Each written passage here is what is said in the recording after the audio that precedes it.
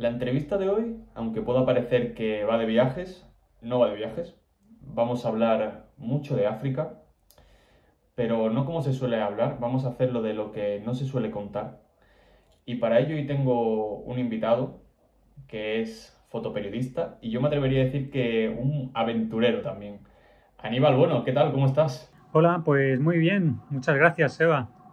Te quería preguntar porque yo he estado muy enfocado en tu trabajo de estos últimos años, pero para que la gente te conozca un poquito más, ¿quién es Aníbal Bueno? ¿A qué te dedicas ahora mismo? Bueno, cada vez es más difícil definir a Aníbal Bueno, ¿no? Porque los años van pasando y la vida va cambiando. Y bueno, yo soy científico de formación y lo que pasa es que hice un cambio en mi vida. Actualmente me dedico a la organización de viajes y la documentación de culturas minoritarias, sobre todo a través de la fotografía, aunque hago algo también de vídeo. Y, y bueno, también con la literatura. A día de hoy escribo libros sobre mis experiencias y también libros con base antropológica, mostrando un poquito pues estas culturas, principalmente en África Central. Tu vida cambia por completo en 2009. ¿Qué es lo que te llevó a ese cambio y sobre todo qué sucedió? Bueno, mi vida ha cambiado en varias ocasiones. La primera de ellas fue en 2009, que fue la primera vez que pisé África Central en un viaje a Camerún, después de una ruptura de pareja que me tenía un poco desorientado, ¿no? En mi vida, un cambio también de ciudad, me mudé de Alicante a Málaga, un cambio de profesión, dejé mi trabajo como ingeniero informático para dedicarme al mundo de la biología. Ese fue el primer gran cambio, ¿no? De un área científica de la ingeniería a otra, como es la parte biomédica, y luego también el cambio empezó a fraguarse cuando pisé África por primera vez, ¿no? En 2009. Ese fue mi primer gran cambio. Y el segundo llegó en 2015, cuando decidí dejarlo todo para dedicarme exclusivamente al mundo de los viajes, de la documentación, del periodismo de viajes, de la fotografía, etcétera.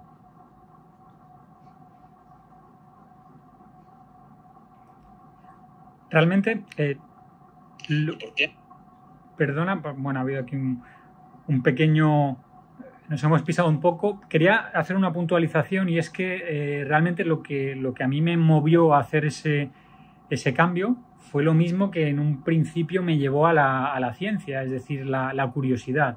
La curiosidad es lo que hizo que naciese en mí la vocación científica y es lo que también me llevó a dar este salto de recorrer el mundo.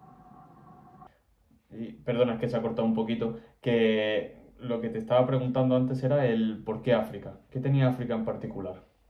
Pues es una pregunta bastante difícil, aunque yo creo que todo el mundo que viaja a, a determinadas zonas de África, no me gusta generalizar, pero hay algunas regiones en concreto del continente que yo creo que marcan, ¿no? Marcan porque tienen, ¿cómo decir? Es que no quiero caer en tópicos ni en romantizaciones, pero por eso voy a hablar de mi caso, ¿no? En mi caso, yo vengo de una educación muy estricta, ¿no? En mi familia, bueno, quizá demasiado reaccionaria, conservadora en algunos aspectos. Entonces, para mí, el hecho de pisar un territorio donde la diversidad cultural era tan grande hizo que mi mente se abriese, ¿no? En el sentido de ver que hay otras maneras muy diferentes de enfocar el mundo, de enfocar los valores y de enfocar la vida. Y eso para mí fue liberador, fue terapéutico y fue lo que a mí en concreto me enganchó a una parte de ese continente que es la parte de África Central. ¿Y cómo fue ese primer viaje que tuviste?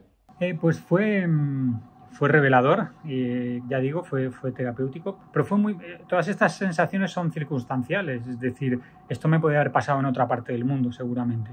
Fue un viaje, como digo, a Camerún, de la mano de un gran antropólogo, que es Joan Riera, que a día de hoy es mi socio.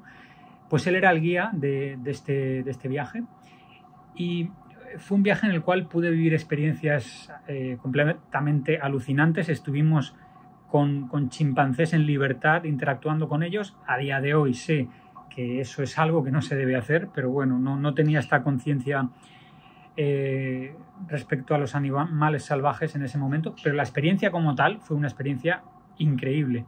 Estuvimos en la selva de Camerún conviviendo con los mal llamados pigmeos, es decir, con las comunidades Baka de allí, entendiendo un poco su cosmovisión. Subimos a los montes Atlántica a tratar también de tener unas experiencias de acercamiento cultural con la comunidad Coma, que a día de hoy ya no existe como yo la conocí en ese momento.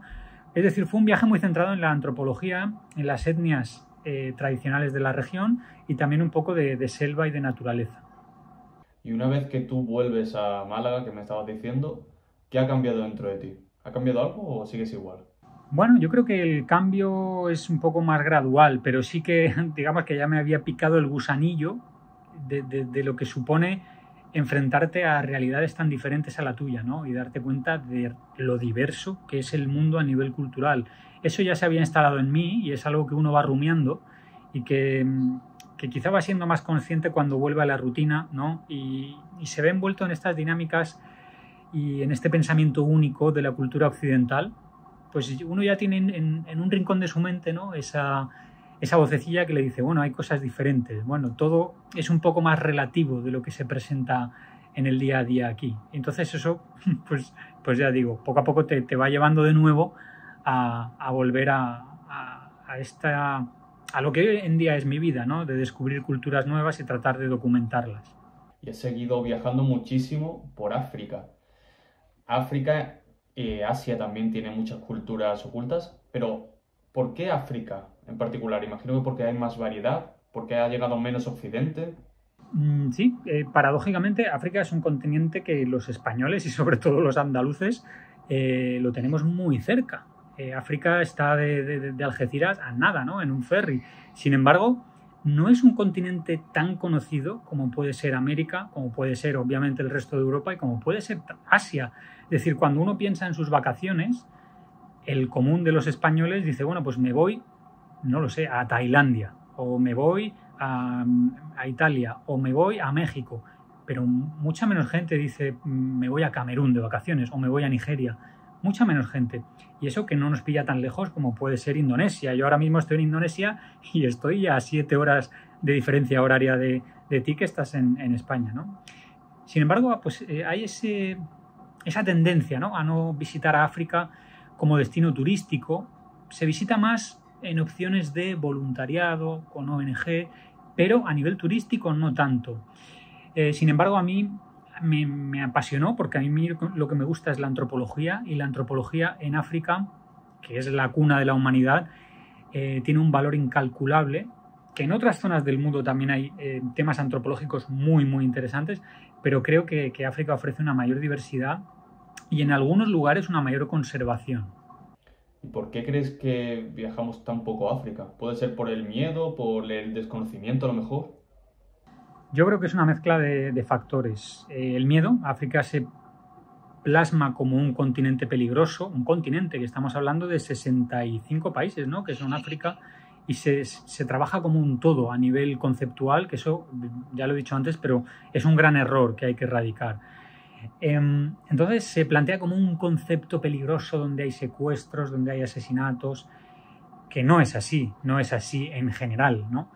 Y luego también por otro lado hay desconocimiento. Cuando alguien se plantea ir de vacaciones a África, no tiene en su imaginario pues zonas que diga, joder, esto está muy guay, esto quiero verlo.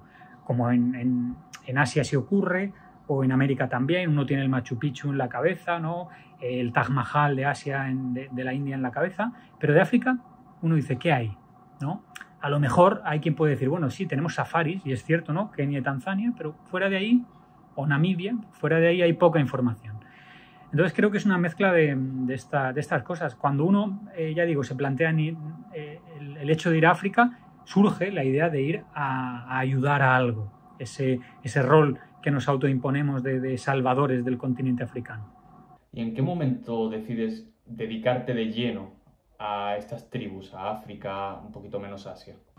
Bueno, pues ha sido un poco hacia donde me ha llevado el camino. En 2015, cuando dejé mi trabajo de investigador en temas de biología molecular en la Universidad de Málaga, decidí mudarme a Barcelona a estudiar el máster de periodismo de viajes, porque ya tenía la intención de canalizarme en este sentido, fue cuando empecé a pensar hacia dónde orientar mi carrera profesional. Al final, por mucho que a uno le guste documentar, hacer fotografías en África, necesita un dinero para llevar a cabo, ¿no?, una financiación para llevar a cabo este propósito.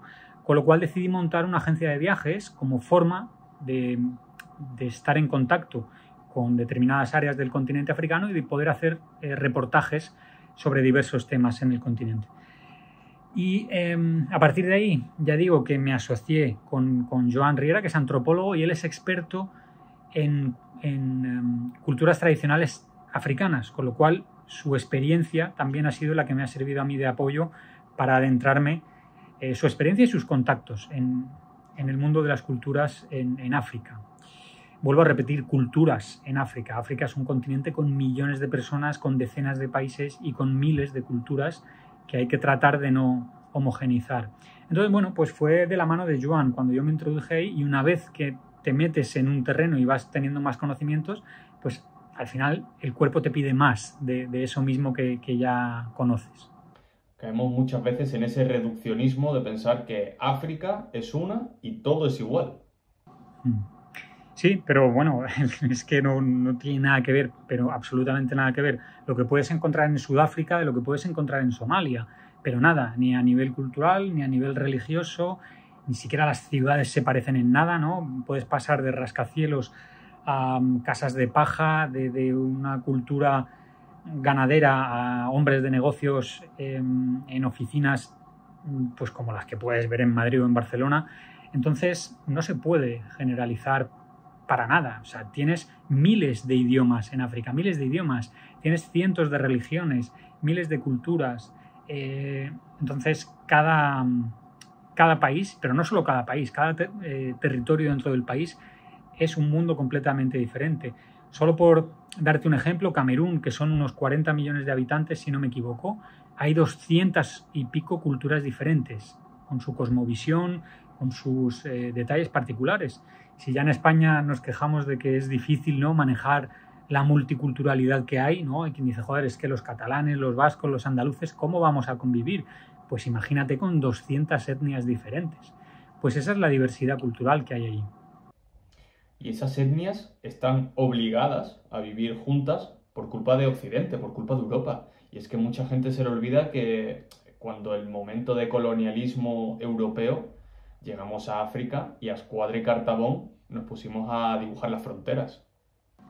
Sí, ese es un gran problema de la esfera política del continente, ¿no? Que al final las divisiones territoriales se hicieron de manera bastante arbitraria por los políticos y los colonizadores.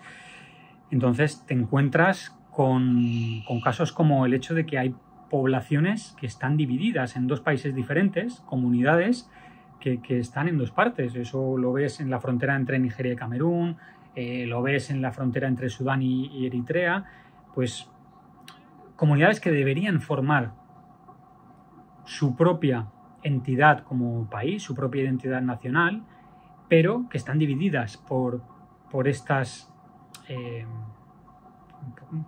países que establecieron los colonos. Y luego pasa lo contrario también.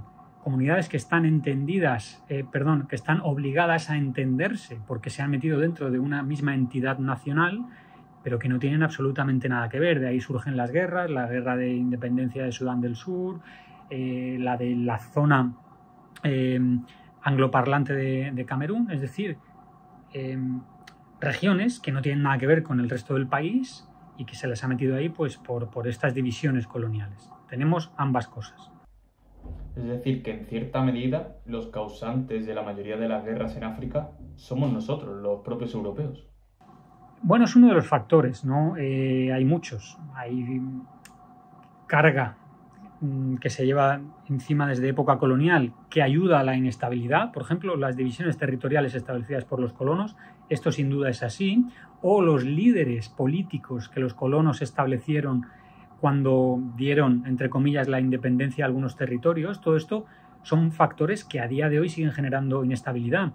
Luego hay otros factores que no tienen nada que ver con la colonización, que son ya disputas internas, y algunos que podemos considerar los nuevos factores de inestabilidad en la zona, como por ejemplo el cambio climático. El cambio climático en la región del Sáhara y sobre todo del Sahel está abocando a que haya una disminución de la cantidad de agua disponible, y las comunidades, tanto agricultoras como ganaderas, que necesitan agua y necesitan pasto para sus animales, entran en conflicto. Sobre todo las que son nómadas o seminómadas y se van desplazando, al final tienen que invadir territorio de otras comunidades porque no tienen suficiente agua. Con lo cual, los factores de riesgo de conflicto bélico son muchos, pero sí que hay una parte que corresponde a la época colonial. ¿Y qué soluciones se están poniendo a este problema de los nómadas? Bueno, ahora mismo no muchas. Hay varios conflictos ahora que están ocurriendo, particularmente entre ganaderos y agricultores, porque los agricultores tienen su tierra estable, los agricultores obviamente son sedentarios, y los ganaderos, que suelen ser nómadas o seminómadas, al desplazarse, lo que ocurre es que, como ya he comentado, tienen que ir cada vez adentrándose más en territorios que no son los suyos en busca de agua. ¿Qué ocurre? Que el ganado se come lo que tiene plantado el agricultor y ahí hay conflicto. En Chad está ocurriendo esto. En Mali hay una guerra ahora mismo entre las comunidades dogonas, que son agricultoras, y las comunidades fulani, que son ganaderas, un conflicto ya con cientos de muertos, no sé si llegará a miles de muertos, y que llevan muchos años sin solucionarse. Soluciones de momento pocas. Los gobiernos tratan de poner algún parche, de delimitar territorios, de tratar de que las comunidades nómadas se sedentaricen, ofreciéndoles tierras, subvenciones, pero esto es muy difícil porque cuando una comunidad tiene un estilo de vida es complicado que cambie a otro estilo de vida. Y luego hay alguna ONG que está tratando de hacer algo, aunque sea simplemente de concienciar cómo el cambio climático afecta a la inestabilidad en la zona del Sahel. Hay una que se llama Pace on Climate, que creo, si no me equivoco, que está financiada por Naciones Unidas, que es la única que conozco que está focalizada en mostrar, ¿no?, en visibilizar esta problemática concreta. Una parte muy, muy importante de tu trabajo es acercarte a estas etnias, estas tribus, y imagino que no tiene que ser del todo fácil. ¿Cómo es ese primer contacto, ese primer acercamiento?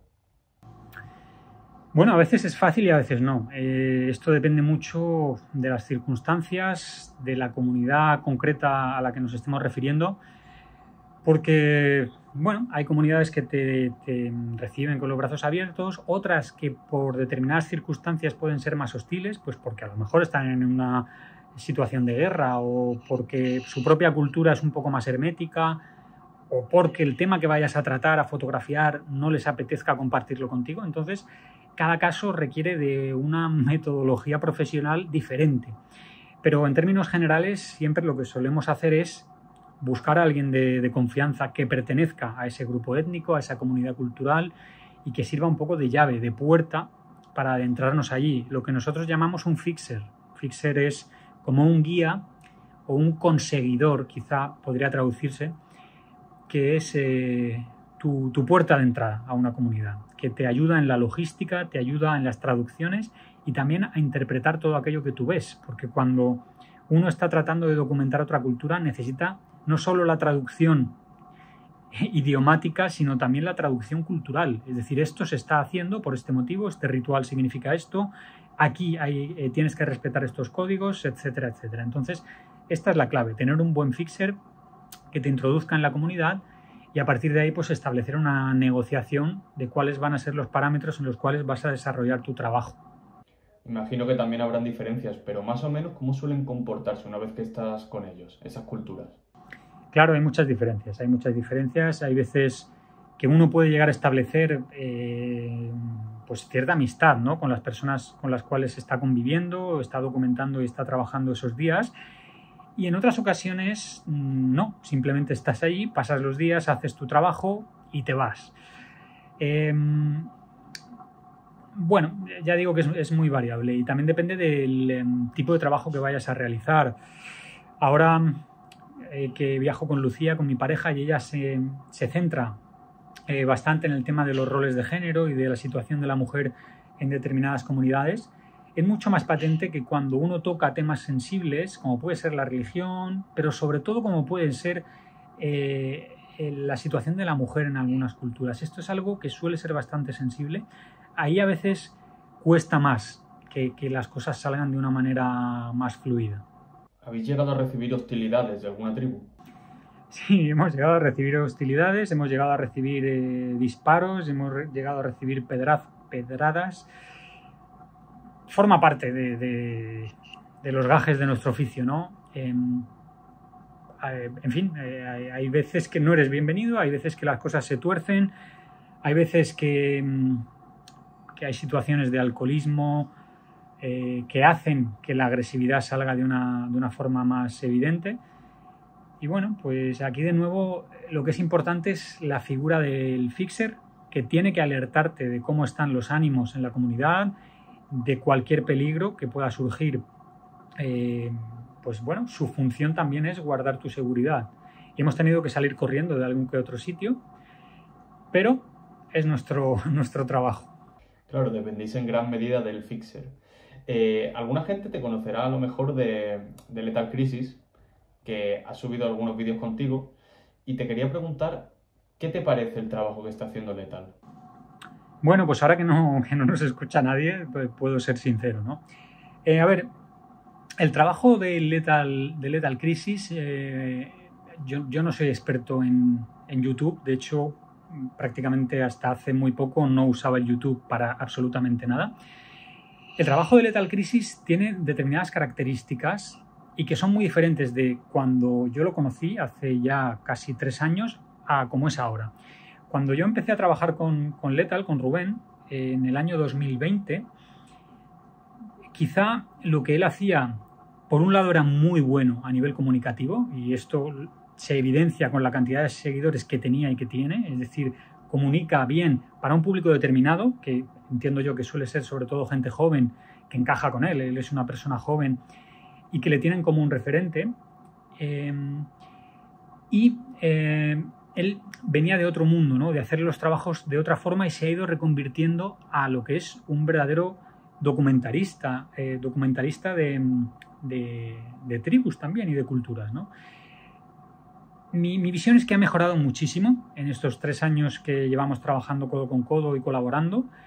Si yo ahora veo sus reportajes de 2020 y los que hace ahora en 2023, no tengo más que aplaudir su evolución. Quizá lo que le fallaba en aquel entonces, que ya era bueno, ¿no? Pero le fallaba quizá un poquito más de profundidad en la mirada.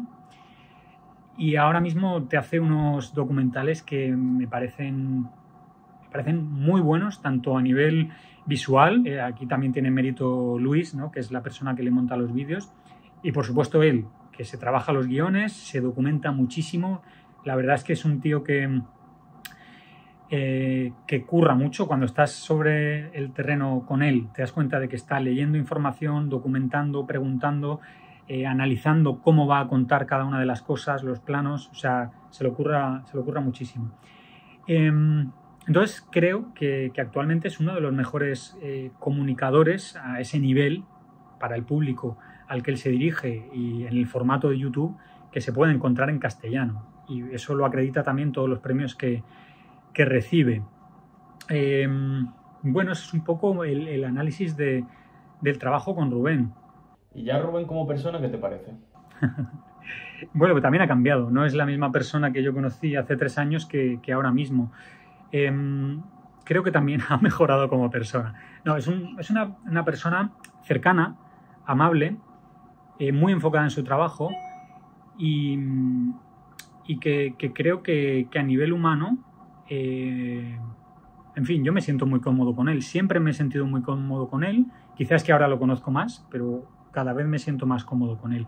Y es cierto que en los viajes, en la dinámica de los viajes, como creo que es mejor profesional cada vez, necesita menos tiempo para hacer las cosas y necesita ser menos invasivo. Entonces, pues eso también a nivel de grupo se genera una dinámica muy buena, ¿no? Cuando uno es buen profesional, hace su trabajo y ya está. Lo digo desde el punto de vista de que a veces se comparten viajes que yo hago en grupo, con más personas, más fotógrafos, y Rubén viene a ese viaje. Recuerdo el primer viaje que hice con él, pues tuve que estar casi en exclusiva con él. Quizá porque no tenía tanta experiencia haciendo ese tipo de vídeos. Y luego también, claro, eso hacía que yo no pudiese atender al resto del grupo. Cuando acabamos el viaje hablamos y llegamos al acuerdo de que si viajábamos juntos iba a ser en exclusividad, porque yo no podía cumplir con mi labor como guía de viajes con el resto del grupo y a la vez estar grabando con él vídeos para YouTube.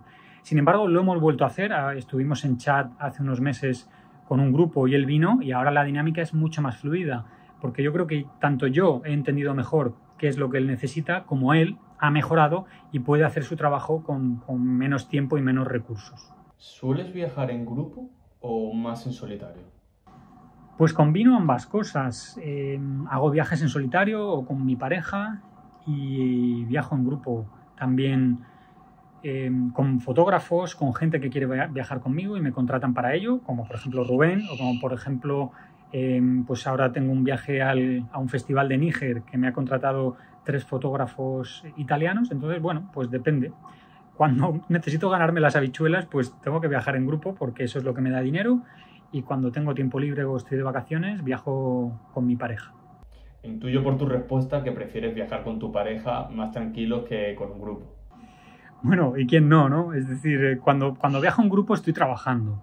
Cuando viajo en pareja, a veces también estamos trabajando porque hacemos mucha investigación, mucha fotografía por nuestra cuenta, pero bueno, en pocas palabras hago lo que me da la gana y soy responsable de mí y de mi mujer, y ya está. Nosotros somos dos personas que tenemos una mentalidad viajera muy parecida, entonces tenemos claro lo que queremos y aparte tenemos mucha experiencia en viaje, y hay cosas que no son muy importantes para nosotros. Por ejemplo, comer. Nosotros podemos estar un día entero sin comer, simplemente viajando. Si tenemos claro un objetivo, que queremos llegar a una comunidad en mitad de las montañas, que queremos ver un atardecer y vamos mal de tiempo, el no comer, o sobre todo yo también el no dormir, eso son cosas que no nos influyen tanto. Sin embargo, cuando eres responsable de 8 personas, pues tienes que cumplir primero el programa que les has vendido, ¿no? Porque eso a nivel legal es como un contrato. Si tú en el programa pones día 2, vamos a visitar a la comunidad Hamer en Etiopía, tienes que cumplirlo, si no te pueden denunciar. Y por otro lado tienes que, entre comillas, cuidar que tengan la comida a sus horas, que tengan un hotel que esté en condiciones para ellos, etcétera, etcétera, la sanidad y tal. Si viajamos solos, Lucía y yo dormimos en cualquier parte y vamos un poco más a la aventura. Entonces, pues bueno, es más divertido. Hostia, me llama mucho la atención eso de no llegar a comer o dormir en un día. Sí, bueno, a ver, no es tan importante para nosotros. En general, la comida, Lucía y yo, de hecho, comemos 1 o 2 veces al día. Somos personas para las cuales la comida no es tan importante.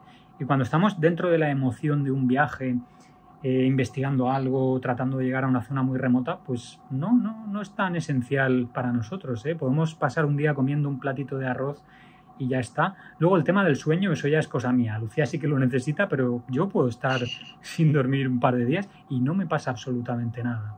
A ver, quizá ya cuando me haga más mayor la cosa cambie, pero de momento voy tirando. Joder, quien pudiera, tengo yo 21 y si no duermo mis 8 horas no soy persona. Bueno, eso yo creo que también se entrena, ¿eh? Claro, hombre, no es lo mismo una situación de estar aquí tranquilo en mi casa a estar en territorio africano sin saber muy bien todo. Sí, a veces la adrenalina tira para adelante, ¿no? Si estás en un momento de mucha emoción o de mucha inquietud porque vas a una zona peligrosa, lo que sea, el cuerpo empieza a segregar adrenalina y te mantiene despierto, sin comer y no te importa tanto. Vamos a empezar a hablar ya de algunas etnias o culturas de estas que has visitado, y me llamó mucho la atención un vídeo de Lethal Crisis, ya que hemos hablado de él, sobre el territorio Mundari, creo que se dice. Sé que te ha marcado a ti también bastante, así que ¿qué sucede en esta zona? Bueno, la comunidad Mundari para mí es una de las más fascinantes de todas las que yo he recorrido, porque creo que tienen algo único en muchos aspectos. Tienen un sistema de vida único que no se encuentra en ninguna otra parte del mundo, donde las mujeres y los ancianos viven en poblados y los jóvenes, varones, están con el ganado de manera seminómada, ellos solos, durmiendo en el suelo, viviendo únicamente con las vacas. Pero sobre todo lo más llamativo es la relación que tienen con estas vacas. O sea, tienen una relación sagrada. Las vacas son sus mediums, es decir, lo que utilizan para canalizar la comunicación con los dioses. Y son vacas sagradas, no se las comen, que esto es lo más llamativo. No las matan para comérselas. Aparte de esto, se cubren el cuerpo con ceniza de excremento de vaca quemado. Se duchan con la orina de las vacas, beben leche de la ubre de la vaca directamente, incluso estimulan vaginalmente a las vacas con la boca para que produzcan más leche. Es decir, es una relación con ellas que no se da en ninguna parte del mundo. Se escarifican la frente con cuchillos, se hacen marcas en la frente que imitan los cuernos de las vacas. O sea, es una adoración y una simbiosis, una unión fascinante. Y luego ya a nivel cinematográfico o fotográfico, el estar allí, en un sitio en el que ves a personas semidesnudas, como son los Mundari, andando entre vacas, que además las vacas Mundari son vacas especiales, son de la raza Watusi, que tienen unos cuernos enormes. Pues ver a estas personas con sus escarificaciones andando entre cuernos en un ambiente que está continuamente lleno de humo, porque estas hogueras de excremento de vaca están activas 24 horas, tienen como un componente sacramental y místico, que hace que el entorno sea humo, cuernos enormes de vacas, gente andando por un descampado en mitad de la sabana en el cual no hay nada. O sea, te crea una atmósfera única para fotografías, única, sin duda. Eso es lo que tiene de especial, sobre todo, esta región. ¿Y a ti en particular cómo te afectó esa obsesión, por decirlo de alguna manera, que tienen? Bueno, es que mi experiencia con los Mundari es muy emocional. De hecho, en mi libro el primer capítulo que tengo es dedicado a los Mundari, porque para mí fue un viaje también. Igual que he comentado al principio de la entrevista que el viaje a Camerún me marcó, pues el viaje a los Mundari también. No solo porque allí me infectase por primera vez de la malaria, sino porque me quedé solo con los Mundari. El fixer que yo llevaba se perdió y estuve un par de días o 3 solo con los Mundari, sin entender una palabra de lo que se hablaba, sin saber qué iba a pasar, sin comida.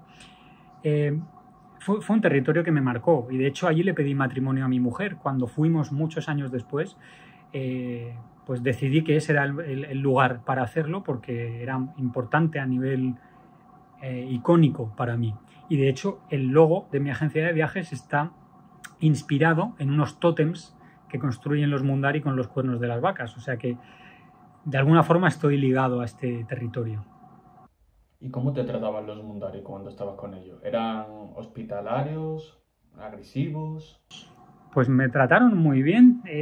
Tengo muy buenos recuerdos de Moga, que era el jefe de esa comunidad Mundari, y al cual no he podido ver hasta 5 años después, porque claro, como son seminómadas, yo he ido volviendo a la comunidad Mundari y siempre preguntaba por él y me decían, no, está a 100 kilómetros con las vacas, no, está no sé dónde. Incluso estuvo detenido una vez por haber disparado a su hermano.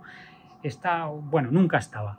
Y fue la última vez cuando por fin pude reencontrarme con él, que fue la persona que me cuidó cuando yo estuve ahí solo. Me llevaba pescado para comer, venía, claro, no nos entendíamos, pero me miraba, me tocaba el hombro para ver si estaba bien.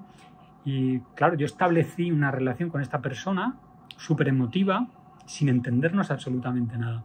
Entonces me trataron bien. La cultura Mundari es una cultura bastante tosca y bastante, ¿cómo decir?, ruda, ¿vale? Se comunican de una forma muy directa, con mucho contacto físico muy bruto, muy agresivo, bajo nuestros estándares etnocéntricos. Pero, pese a eso, que yo lo puedo entender, yo me sentí bastante cuidado allí. Fíjate qué bonito cómo se pueden entender dos personas sin siquiera hablar. Te has infectado de malaria varias veces. Bueno, que yo sepa, porque claro, si no te haces la prueba no puedes tener certeza absoluta. Que yo sepa, una vez, que bueno, fue una infección doble, porque estaba infectado por 2 cepas diferentes de la malaria, que la infección fue en Sudán del Sur, en este momento en el que estuve con los Mundari, pero claro, como eso tiene un periodo de incubación, lo desarrollé en el siguiente viaje, varios meses después, en Cabo Verde. Esa fue la primera vez que estuve infectado. Luego tuve una recaída estando ya en España, y sospecho que quizá alguna vez más, pero claro, sin hacerme la prueba no lo puedo saber. ¿Y cómo se vive una infección de malaria? Pues muy mal, se vive muy mal. Yo, fíjate que ya he comentado anteriormente que nos han disparado, hemos estado en tiroteos, nos han asaltado, hemos tenido accidentes de tráfico, hemos estado en situaciones muy jodidas, retenidos en calabozos, en fin. Pero mi experiencia más cercana a la muerte ha sido con la malaria. La malaria me dejó muy mal, muy mal. No podía andar, no podía abrir los ojos, no podía hacer absolutamente nada. Estaba en una cama recubierto en un charco de sudor, sin saber qué me pasaba, sin poder apenas hablar. Y gracias a que un amigo maliense que estaba conmigo, estábamos trabajando como guías en ese viaje, me llevó a varios hospitales a hombros, porque yo no podía andar, hasta que por fin dieron con lo que era y me pusieron el tratamiento pocas horas antes de morir, porque estaba ya con unos niveles de plaquetas en sangre bajo mínimos. Entonces, bueno, desde aquí, aprovechando este vídeo, quiero concienciar sobre la malaria, que es una enfermedad que mata a 500.000 de personas al año, y sobre todo quiero concienciar a los viajeros que vayan a zonas de malaria, África, América o Asia, zonas tropicales, que tomen pastillas contra la malaria, porque conozco casos de personas que han muerto, que han estado muy graves en el hospital, por no tomar esas pastillas preventivas de la malaria, que no cuesta nada. ¿El único medicamento son estas pastillas? ¿O hay vacunas también o otro tipo? Pues ahora acaba de salir una vacuna que yo no sé si está disponible en España, la verdad. Llevan muchos años de ensayos clínicos y ha sido el año pasado, si no me equivoco, cuando salió la vacuna, pero no sé si está disponible en farmacias de momento. Pero ya hay vacuna, que es algo fabuloso. Yo de momento lo que hago y lo que llevo años haciendo son tomar estas pastillas que previenen, que eso es lo que sé que está disponible en las farmacias. Eso te previene, pero tampoco te garantiza que no vayas a cogerla, ¿no? No lo garantiza, tiene una efectividad, si no me equivoco, entre el 70 y el 80%, depende del tipo de malaria, que ya es bastante, ¿no? Si tomar una pastillita al día te va a ahorrar digamos el 75, para redondear, de posibilidades de contraer una malaria, yo que la he pasado, te aseguro que merece la pena. Vámonos ya a algo más alegre, nos dejamos de malaria. Y también has documentado el Festival de Greboy, creo que es el nombre. Cuéntame un poquillo. Bueno, el Festival de Greboy, igual que hablaba de que la comunidad mundari es algo único en el mundo, el Greboy es también algo único. Es un festival en el cual, cuando estas comunidades nómadas de los Budabe, en la zona de Chad, Níger, Nigeria, se concentran, que esto ocurre una vez al año, porque depende de los ciclos de cosecha y de los ciclos también de migración del ganado, pues ahí es cuando se celebra, y lo que ocurre es que los hombres tratan de cortejar a las mujeres. Ten en cuenta que en las comunidades que son nómadas, los momentos de buscar pareja se reducen, son solo cuando la comunidad se congrega. Pues los hombres en esta festividad tratan de cortejar a las mujeres, y lo hacen poniéndose en fila y enseñando los dientes y los ojos. Abren mucho los ojos, mueven los dientes de maneras muy psicodélicas, porque en esta comunidad lo que se consideran cánones de belleza positivos es tener los dientes muy blancos y tener los ojos, la parte blanca del ojo, muy blanca. Con lo cual hacen unos bailes que parece que están en trance, enseñando los dientes, abriendo mucho los ojos y poniendo unas caras que para nosotros son pues caras de auténtico loco, ¿no? Esto es difícil de explicar si no se ve en imágenes. En el último vídeo, bueno, último no, porque ya ha sacado más, pero en uno de los vídeos de Lethal Crisis de cuando estuvimos allí, se puede ver claramente. Yo también tengo algunas imágenes en mi Instagram que lo muestran.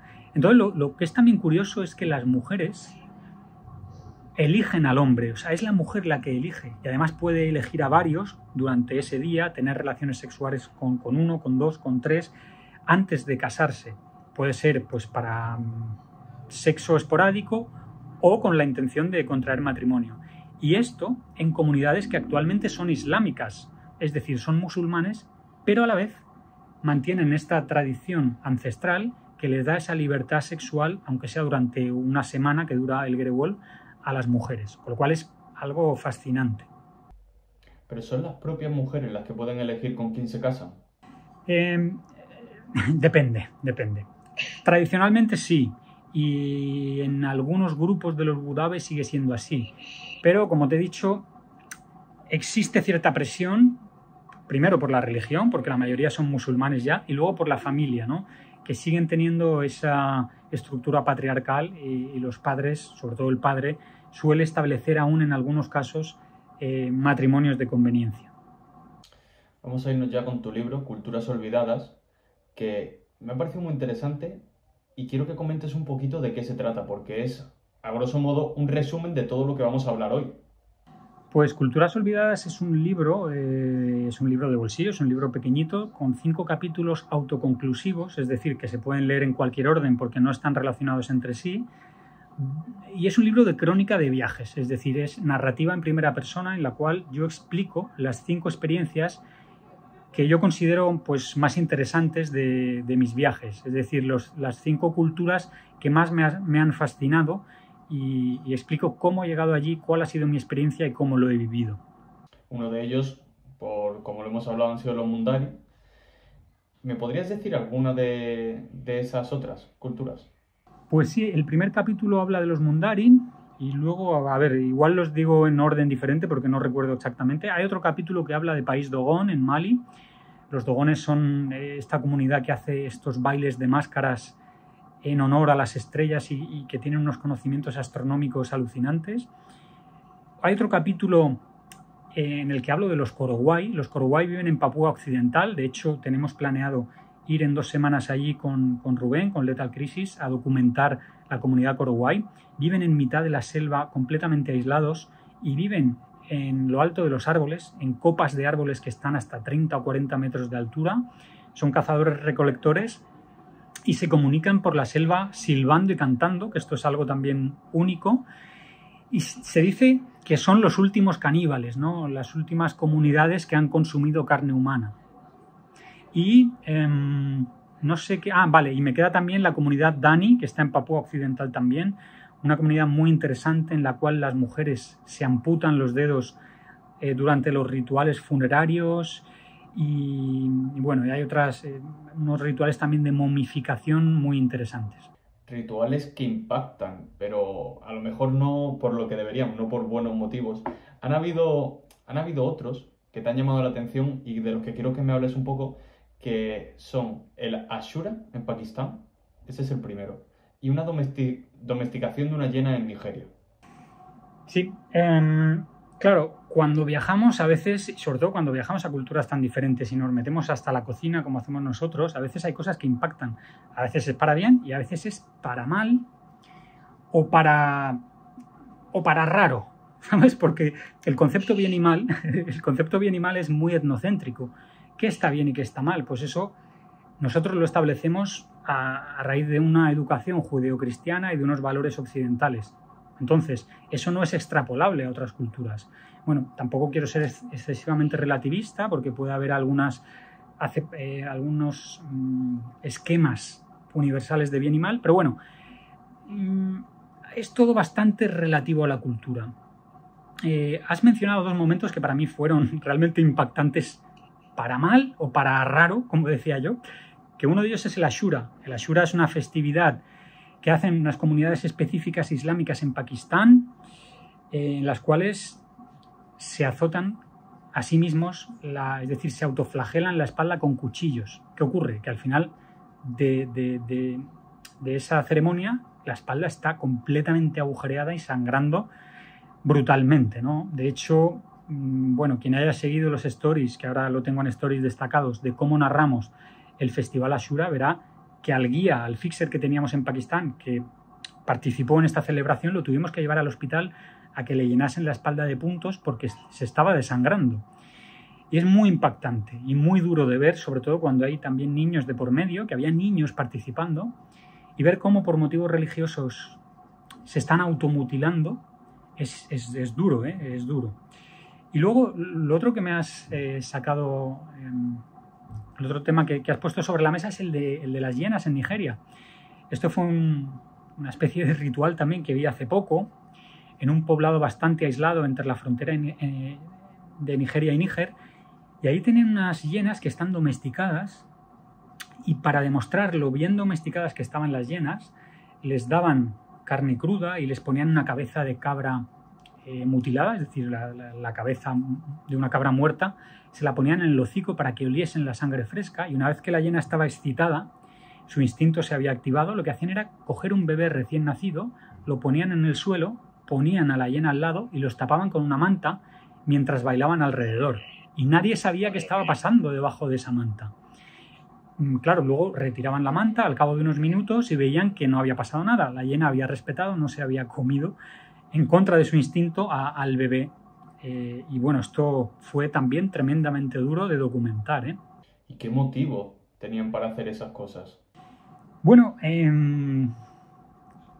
la hiena en esos poblados estaba considerada como un animal místico y ellos veían que el hecho de domesticar a una hiena y de hacer que se comportase más como un perro que como una hiena era un símbolo de poder también y de conexión con ese misticismo que representaba la hiena.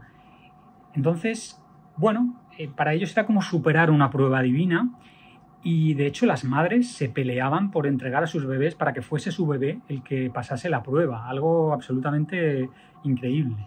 Claro que si sucediera en Occidente diríamos que es una auténtica locura. Una auténtica locura. Esto se tacharía y se tacha, y de hecho quizá debamos adjetivarlo así como un maltrato. Primero un maltrato infantil, una temeridad, y maltrato, por supuesto, maltrato animal también. Estas tribus, estas etnias, están muy marcadas por la religión, me parece, ¿no? Todos estamos marcados por la religión. De hecho, ahora el nuevo libro que estoy escribiendo, que tiene de título Supersticiones, habla precisamente de eso, ¿no? De la naturaleza humana y la tendencia a lo sobrenatural, que eso está presente en absolutamente todas las culturas del mundo. Yo he recorrido más de 100 países a día de hoy y habré estado en contacto con, no lo sé, 400, 500 culturas diferentes, y en todas ellas el denominador común es la religiosidad, pero es que en la cultura occidental también.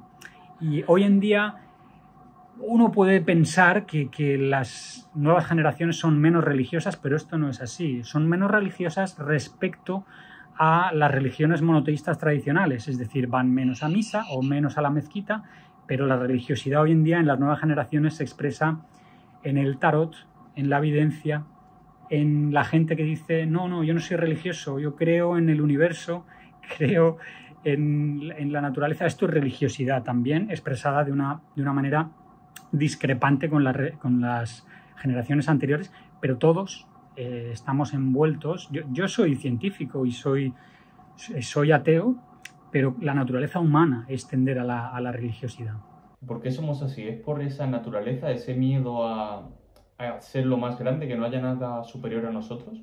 Bueno, el por qué somos así, es decir, el por qué tendemos a la creencia supersticiosa en lo sobrenatural, es algo que ya te digo que estoy escribiendo en un libro que de momento lleva 300 páginas y voy por el capítulo 2, con lo cual es un tema que tiene muchísima miga.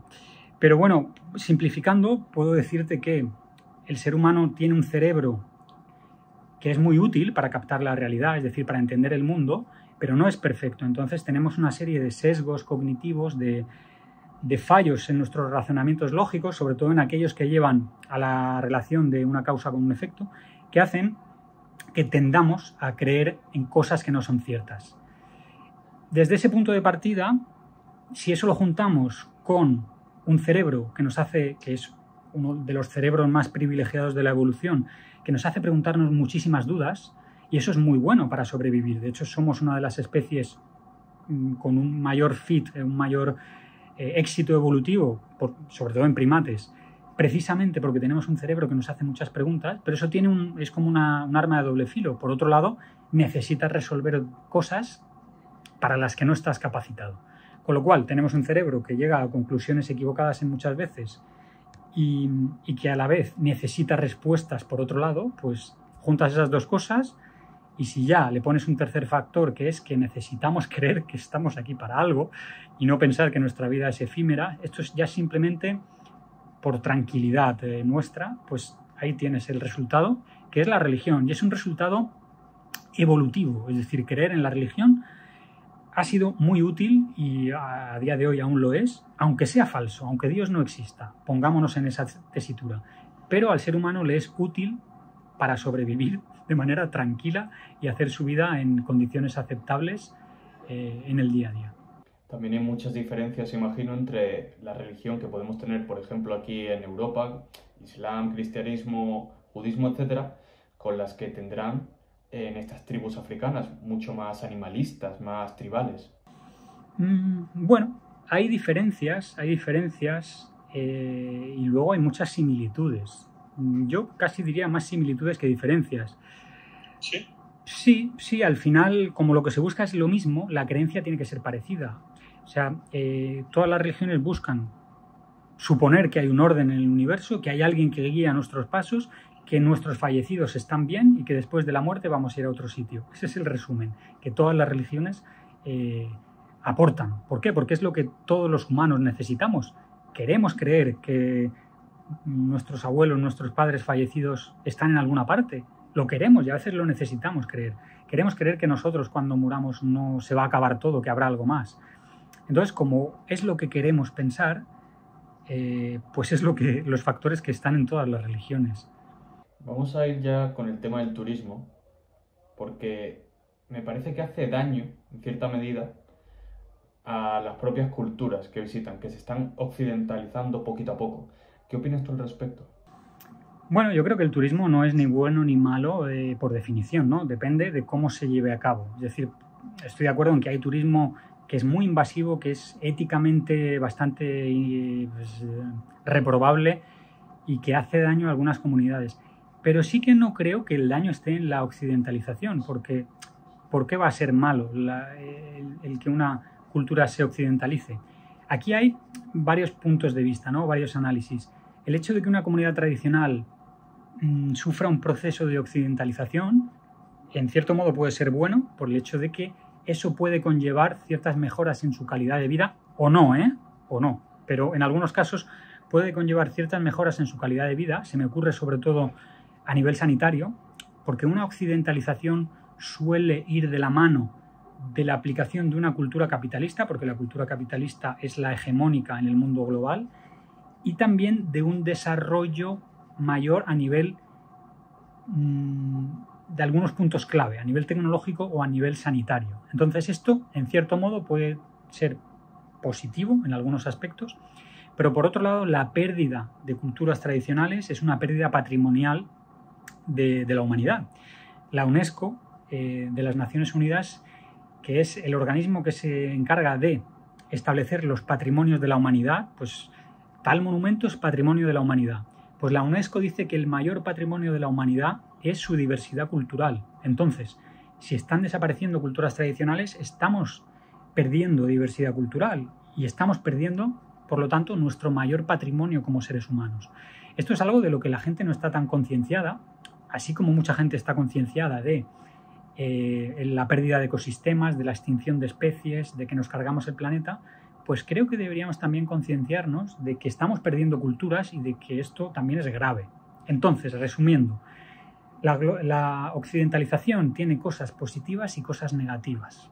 Habría que hacer un balance o ver cómo se puede articular para conservar aquello positivo y para desterrar la parte negativa, si es que hay una fórmula que lo permita.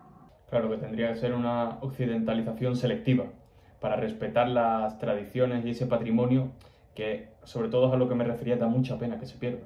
Sí, nosotros con el tipo de turismo que hacemos, lo que tratamos precisamente de realizar es de empoderar culturalmente a estas comunidades que visitamos. Nosotros hacemos turismo y el turismo, por definición, es invasivo, eso no lo negamos, pero el tipo de turismo que hacemos, que es un turismo cultural a estas comunidades minoritarias y tradicionales, nosotros tratamos de que estas comunidades se sientan orgullosas de su cultura y empoderadas en cuanto a ella.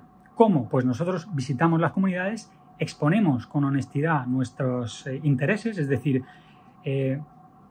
vamos ahí y decimos, estamos muy interesados en conocer vuestra cultura, porque nos gusta apreciar esta diversidad, lo que tenéis aquí es algo único, etcétera, etcétera.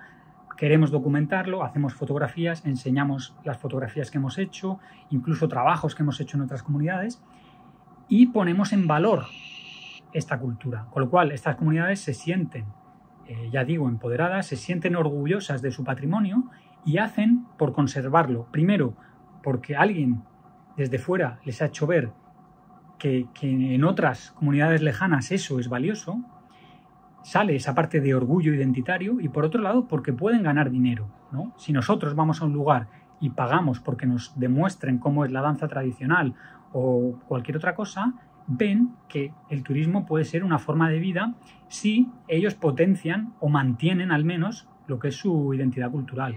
Que de otra forma, si no hubiese ese incentivo turístico, con el proceso globalizador que es irremediable, pues quizá desaparecería. Con lo cual, a veces el turismo es bueno para conservar culturas.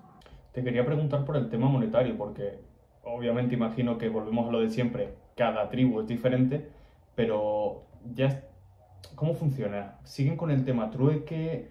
¿Utilizan ya monedas? ¿O cómo van los intercambios? Bueno, como dices, cada comunidad es completamente diferente. En la mayoría de los casos, puesto que ya no existe lo que es esa imagen de la tribu aislada, excepto algún caso muy concreto en el Amazonas, pero bueno, y en las Islas Andamán, pero ya no existe esa percepción del buen salvaje, de la comunidad que está aislada y no utiliza dinero.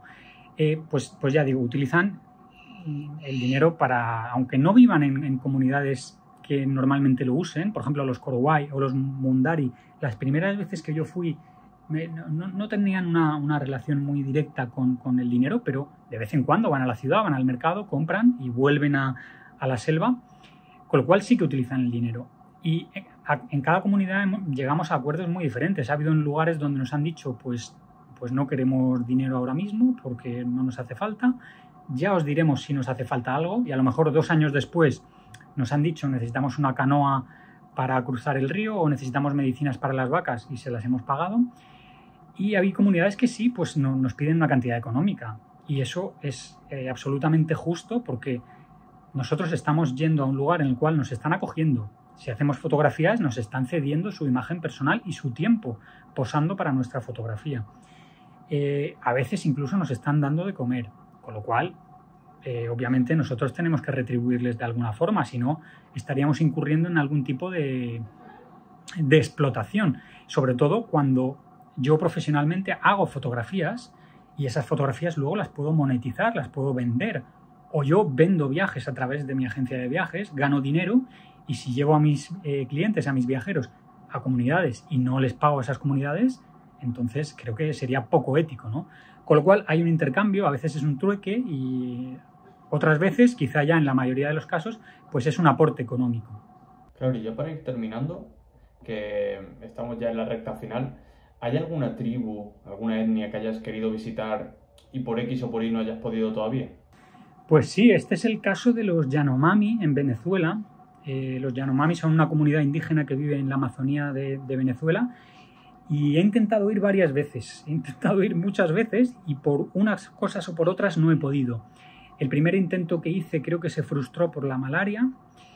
Hubo un segundo intento que se frustró en este caso por el coronavirus.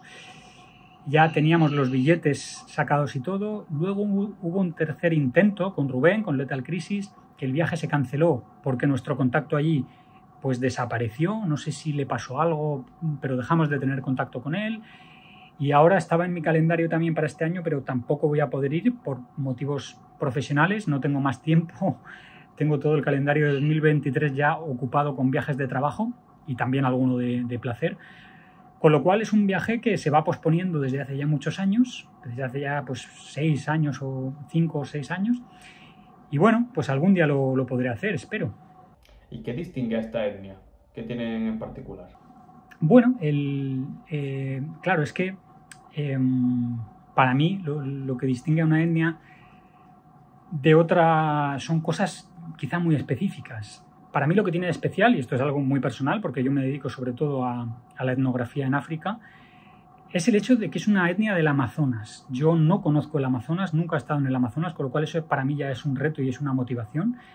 Y luego, cuando termine este libro de supersticiones, voy a empezar uno que tengo que entregar a finales de este año a la editorial, espero que me dé tiempo, que es sobre modificaciones corporales tradicionales, es decir, tatuajes, escarificaciones, dilataciones, amputaciones que se realizan tradicionalmente en comunidades indígenas.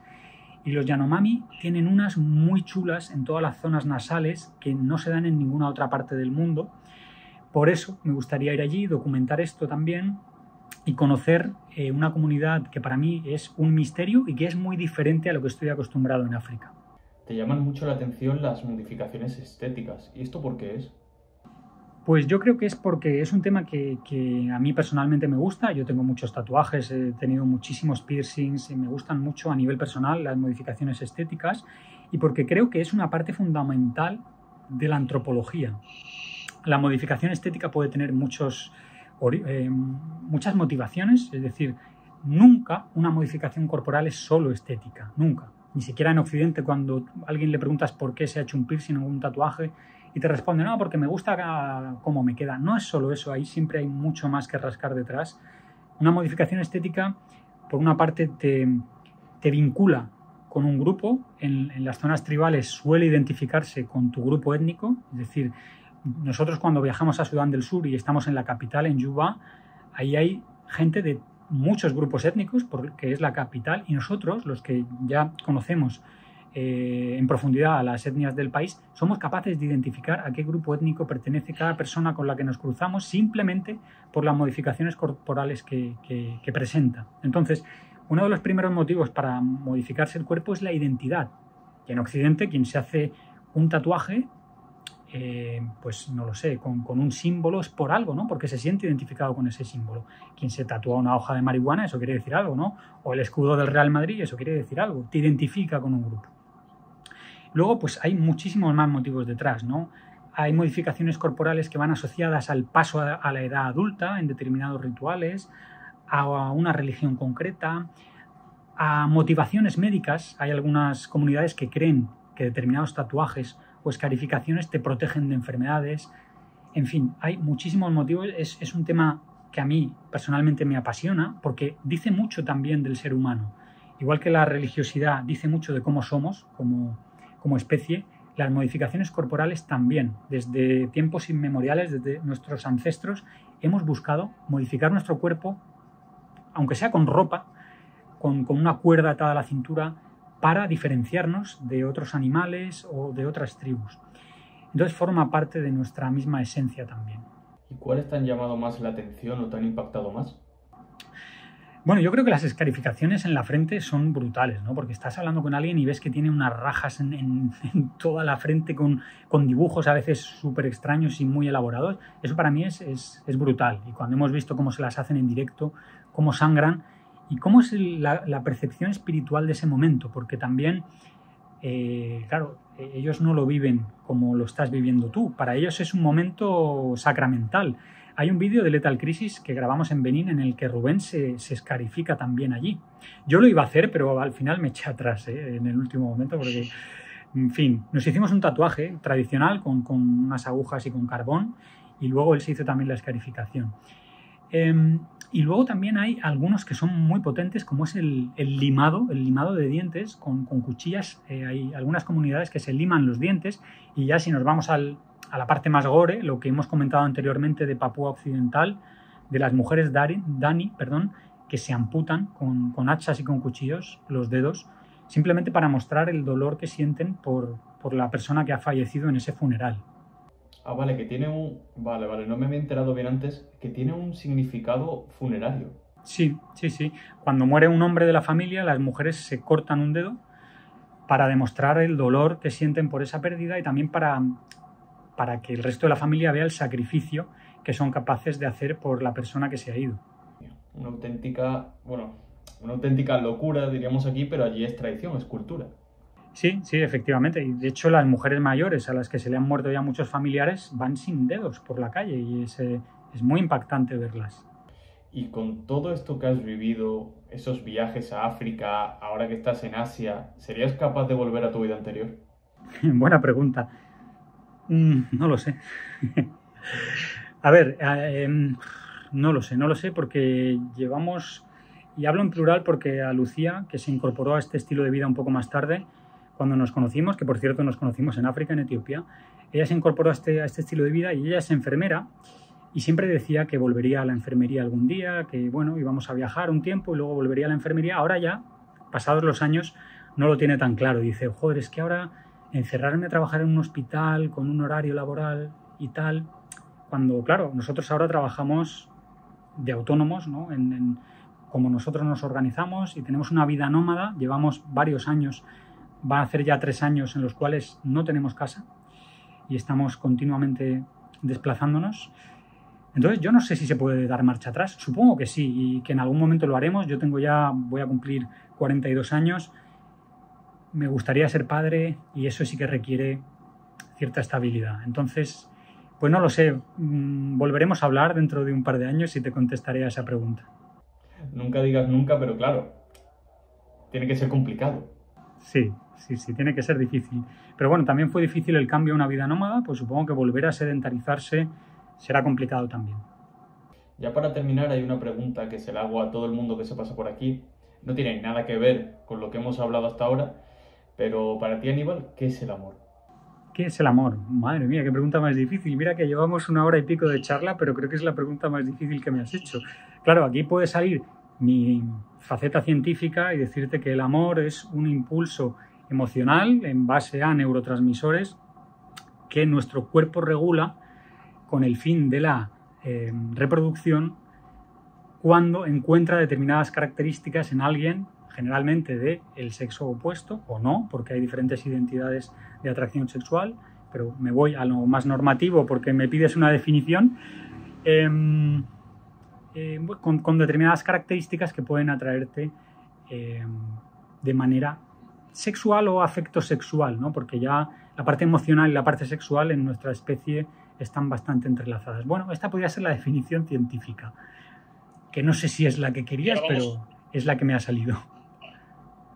Y ya si nos vamos a la faceta aventurera, ¿cuál sería esa? El amor desde el punto de vista de un aventurero, ¿no? Pues en mi caso eso es lo que representa Lucía, ¿no? Porque para mí Lucía es el amor de mi vida. De hecho la conocí en África, le pedí matrimonio en África y nos casamos en África y es la persona que yo siempre he querido tener a mi lado. Para mí ha sido muy difícil encontrar pareja, primero porque soy una persona complicada, porque a nivel intelectual no puedo parar, no puedo parar de hacer cosas a nivel de conocimiento, y luego porque con la vida nómada que yo llevaba era imposible tener una pareja si no era alguien que llevase el mismo estilo de vida que yo y que además comprendiese la visión del viaje que yo tenía, y eso lo he encontrado con ella. Entonces, para el Aníbal el aventurero, el amor es Lucía Madrid, que es la persona que tengo a mi lado. Y el enamoramiento, digamos, esa sensación que yo tenía cuando la conocí y que sigo teniendo a día de hoy, 5 años después, es esa sensación de querer compartir lo mejor que tiene tu vida con alguien.